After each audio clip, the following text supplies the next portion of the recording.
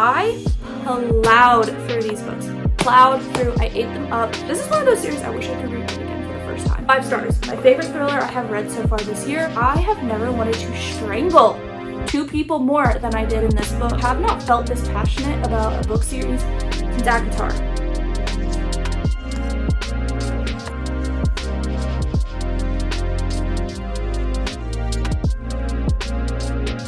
Hey guys, welcome back to my channel. I hope you are having a great day wherever you are, and I'm so happy that you clicked on this video today. If you are new here, my name is Shelby. I am 26 years old. I live in a semi-small town in Texas with on semi-small land with 2 cows, 1 cow off property, 2 dogs, 2 cats, and my husband. So as you can imagine, my animals do keep me pretty busy, but when I am not managing them or doing work, I do enjoy reading. I love reading. I have always loved reading, even since I was a kid. I've always been a reader. But with that being said, I wanted to go ahead and start with my March. Yeah, this is March. My March book wrap up, and then talk about my April TBR. So if you're interested in this video, then just keep watching. Okay, so let's start with the books I read in March. I read a total of, let's count, 1, 2, 3, 4, 5, 6, 7, 8, 9 books. So pretty good. I do think that's more than I read in January or February. So we're off to a good start. Now, the first book I read was Don't You Cry by Mary Kubica, who's the author of The Good Girl and also Local Woman Missing, which I read last month, and I loved Local Woman Missing and The Good Girl, so I had high hopes for this book. But to be honest, this one just kind of like fell flat for me. So this is about a girl who lives in an apartment with her roommate, and her roommate goes missing, and so they kind of just follow the storyline of her trying to figure out what has happened to her roommate. And then it also follows along with a guy named Alex who lives in a small town, and this woman kind of appears, and she's staying in this abandoned house, but he's very curious about her, so he's trying to get to know her, but she's very skittish. So you're kind of wondering, is that Esther? Is it not? It does go back and forth between those 2 POVs. And this book didn't really get good until like probably the last, I don't know, like here basically. I don't know. It just was not that great for me. I think it was very drawn out. It probably could have been like 50 pages to 75 pages shorter, and it would have been fine. I did not expect the twist though. So if you kind of judge that by, I mean, I think thrillers are very subjective because how I measure my thrillers could be different than you. You could guess who done it very quickly. I could not. I could. You couldn't. So take that with a grain of salt, but I would probably just give this one 3 stars, and I'll definitely probably not hang on to that one. It was just okay. And then I discovered this, The Inheritance Games. I'm honestly so mad at myself. I let these books sit on my shelf for as long as I did. Like, what? I plowed through these books. Plowed through. I ate them up. If you guys like the National Treasure book or movies, you'll like these books. These were so good. So this just follows a girl. Her name is Avery. She is in school, just a normal girl. Kind of has some rough troubles with her family life. And then some guy shows up to her school to tell her that she is inheriting this strange man's fortune, which is like billions and billions of dollars. It's a ton of money. So she goes to his house to read the will, and it's like, of course, this huge house, and it's got all of these secrets. It's got like secret passages, puzzles, all of this stuff that they have to solve. And then she meets the brothers, so there's 4 of them total, and they kind of come together, work to kind of solve the puzzle. There's a teeny bit of romance, not a lot. It's kind of just in the background. So if you like that, then that's in there. But these 3 books kind of follow the storyline of that. And then I know there's a 4th one called The Brothers Hawthorne, I think is what it is. And it follows 2 of the brothers. So I'm going to be on the lookout for that book because I do want to read it. But I know it's not like a part of this initial series. But guys, these books were so good. All of them get 5 stars from me. I pretty sure I read like the first one in a day and the second one in a day. Maybe even the 3rd one, to be honest. I don't know. But these books were so good. I'm so mad that I let them sit on my shelf for so long. And I wish, this is one of those series I wish I could reread again for the first time. And I have not felt like that since probably ACOTAR, to be quite honest. Like, I feel like I have not read anything as good as that series in so long. Obviously, these are 2, like, totally different styles of books, but like a series like this, I have not found a good one since I read these. And I had the original covers because I read these back in college, so like years and years ago.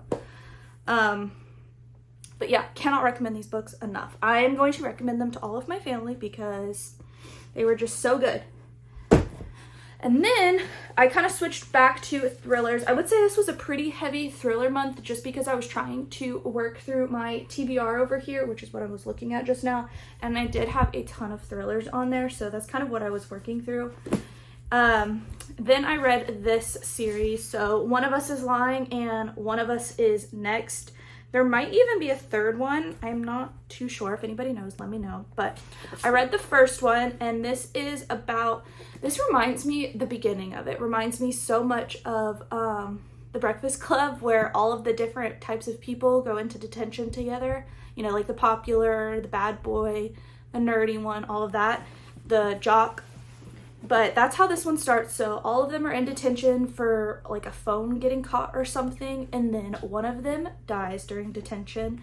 And so then the rest of the story is kind of like trying to figure out who done it.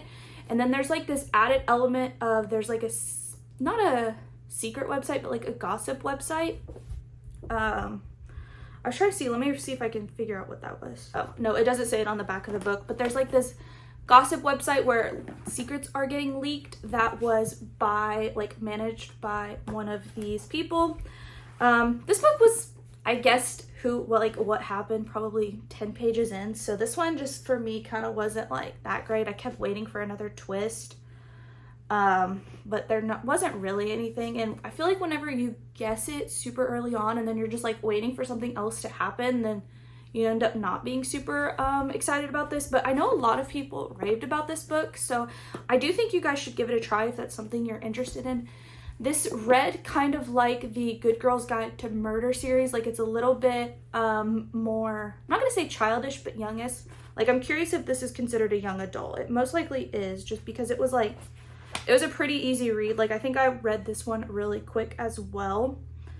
And I know she has other books, so I might look into those just as something else, because I do think that this book had a lot of potential, and I do think if you're interested in these type of books, you should read it. It's just for me, I guessed it so early on that I was waiting for something else to happen that didn't, if that makes sense. So that's kind of why I rated it a little bit lower, but definitely worth it, I think, for you guys to try out. And then the second one follows kind of like the younger generation. So a lot of these people in this book had younger siblings. So this picks up with the younger siblings who are at that school as well. And this one is where an app comes up and people are like getting these texts for a truth or dare, if that makes sense. So some anonymous person will text like Sally over here and tell her truth or dare, and if she says truth, then her secret gets spilled, or like if she doesn't respond, the secret gets spilled, and then the dare is a pretty intense dare. So this kind of follows that. There's like a accident that happens from one of the dares, and one of the characters in this book does die because of a dare, so that's kind of like I don't know, this one took me a while to get through, to be honest. I wasn't like super hooked. This one I read really quickly, probably in like 2 days, because I was waiting for something else to happen. I want to say this one took me like 5 days, and I'm a fast reader, so that should tell you something. I don't know. I just kind of wasn't obsessed with these, and I don't know why. I can't really pinpoint what it is, but those were okay. But I do recommend you guys read them because you might have a different take on it. And then I went to The Guest List by Lucy Foley. And this is a book that I've had on my TBR for years and years. I know this is a super popular book, but my mom's neighborhood has like a book swap, which is where I get a lot of my books, actually, besides the occasional book haul I do. But I get a lot of my books there, and I saw this pop up, so that's why I'm just now reading it, because it's not one I really wanted to necessarily like buy, if that makes sense. And I'm just gonna read you kind of what's on the little cover of it. So it says, on a remote island off the coast of Ireland, guests gather to celebrate the wedding of Jules and Will. Will is a rising TV star, handsome and charming. Jules is a smart, ambitious magazine publisher. Though the sea is a little choppy and the cell service spotty, their wedding is everything you'd expect of a young power couple. Every detail has been curated to perfection. All that's left is to orchestrate the happiness, but perfection is for plans and people are all too human. It's not long after the cake is cut and the champagne popped that resentments and petty jealousies come out. Worse yet, like the weather goes bad and everybody on the island has a secret, everyone has a motive, and someone won't leave the wedding alive. Sounds like it would be really good. It reminds me of something and I can't put my finger on it. I don't know exactly, but obviously it follows two characters' wedding. I will say the one thing I really didn't like about this book was that there were so many points of view, and it kept switching back and forth between past, present, and like a little bit into the future, not a lot, but a little bit. And then on top of that, there was a ton of different point of views. So it was a little bit challenging to follow. I think sometimes when you do that many points of views and you have timeline swaps, it can get a little messy. And I think that's kind of what happened, but this book was really good. It kept me on my toes. I really liked it.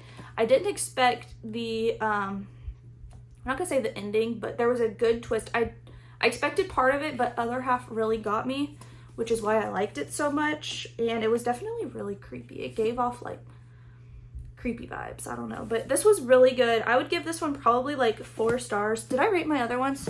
I told you the Inheritance game series all got 5. These probably got 3. This one gets 4.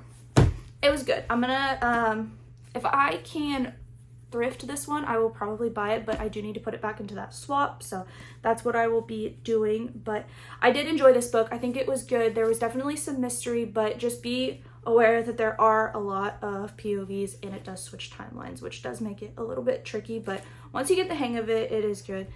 But yeah, I would recommend that one as well. And then I read The Last to Vanish by Megan Miranda, and I love her books. I'm looking up here at my bookshelf because there's one specifically I know a lot of people rave about, and I can't remember what it is, but this just follows a woman who is working at like a small, I guess, B&B type thing. And quite a few years ago, they had an issue where 4 hikers disappeared because the B&B is like, not in the woods, but kind of in the woods where there's a lot of hiking that does go on. And then like 6 months prior to the start of this book, a journalist came to stay to kind of like investigate and probably write a story on the disappearances, because I think those brought a lot of tourists to the area because they never recovered their bodies. And then he went missing. And then this picks up a few months later when his brother shows up. So this book, 5 stars. My favorite thriller I have read so far this year. I loved this book. I was not expecting the end. It was so good. It kept me on my toes.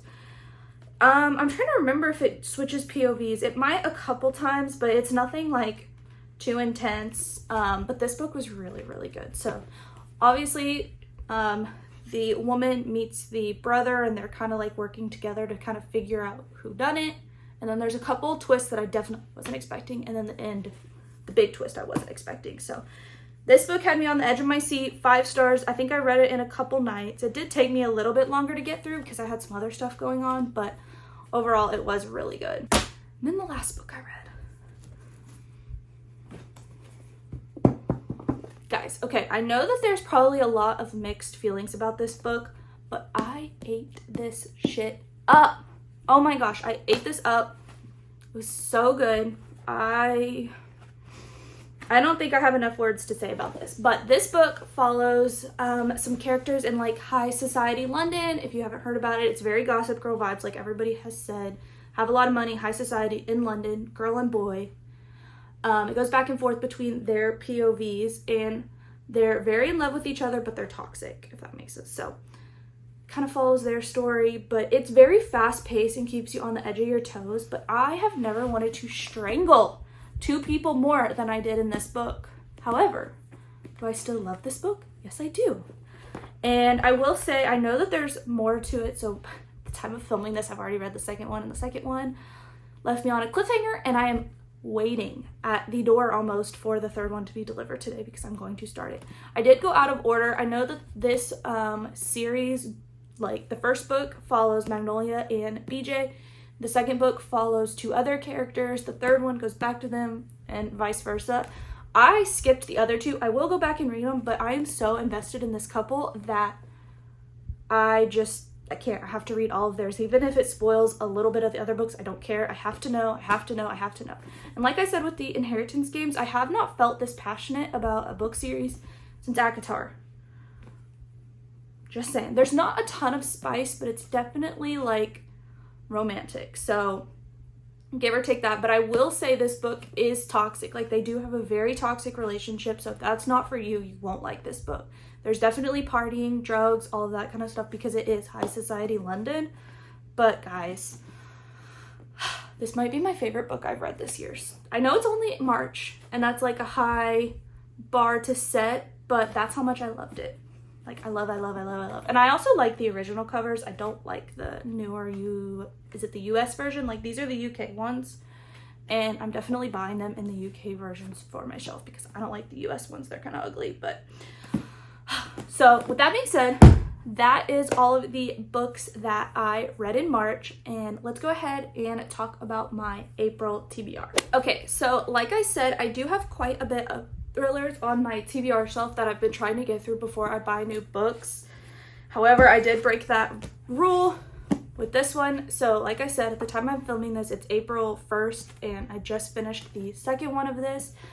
And then I have the third one showing up. So obviously those two will be on my TBR, as well as The Invisible Girl by Lisa Jewell. I love Lisa Jewell books. Hers are almost an auto buy for me at this point.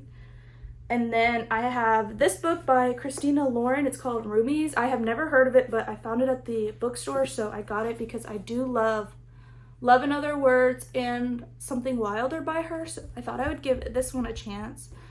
And this one says, for months, Holland Baker has invented excuses to descend into the subway station near her apartment, drawn to the music performed by her street musician crush.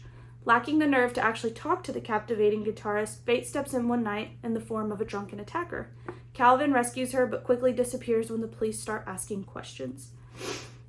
Using the only resource she has to pay the brilliant musician back, Holland gives Calvin an audition with her uncle, Broadway's hottest music director. When the trial goes better than either could have imagined, Calvin is set for a great entry into Broadway until his reason for disappearing earlier becomes clear. He's in the country illegally, his student visa having expired years ago. Seeing that her uncle needs Calvin as much as Calvin needs him, a wild idea takes hold of Holland. Impulsively, she marries him, her infatuation a secret only to him. And their relationship evolves and Calvin becomes the darling Broadway in the middle of the theatrics and not acting. That doesn't make sense. As their relationship evolves and Calvin becomes the darling of Broadway in the middle of all of the theatrics, will Holland and Calvin realize that they both stopped pretending to be in love a long time ago. Probably a cheesy peasy romance, I'm sure, but I do like the concept of this. I like that it is taking place in a big city, and it's definitely got like a storyline that I haven't seen before, so excited to read that. I've had this one on my TBR for a while. And then I want to read The Lying Game by Ruth Ware. I think I have learned I don't love her books, to be quite honest. I don't like her writing style, but I did buy this one from a used bookstore, so I do want to give it a shot and read it. And it's not even on the back of here, so I can't tell you what it's about. It doesn't have a thing on the inside, so I couldn't tell you what it's about, but I just want to get through this one so I can either like donate it or pass it along or something. And then the last book on my TBR for April is The Good Daughter by Karen Slaughter. I've never heard of this author. I've never heard of this book, but I got this.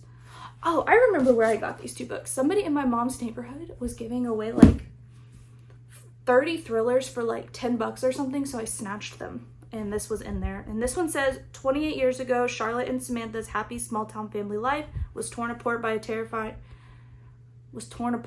terrifying act on their family home. It left their mother dead and their father devastated, and it left the family fractured beyond repair, consumed by secrets from that terrible night. Now Charlie has followed in her father's footsteps to become a lawyer, the ideal good daughter, but when violence comes to their town again and a shocking tragedy leaves the whole town traumatized, Charlie is plunged into a nightmare. Not only is she the first witness on the scene, but it's a case that unleashes the terrible memories she spent so long trying to suppress, because the shocking truth about a crime that destroyed her family nearly 30 years ago won't stay buried forever. It sounds really good. the reason it's taken me so long to read this is because it's like 500 pages.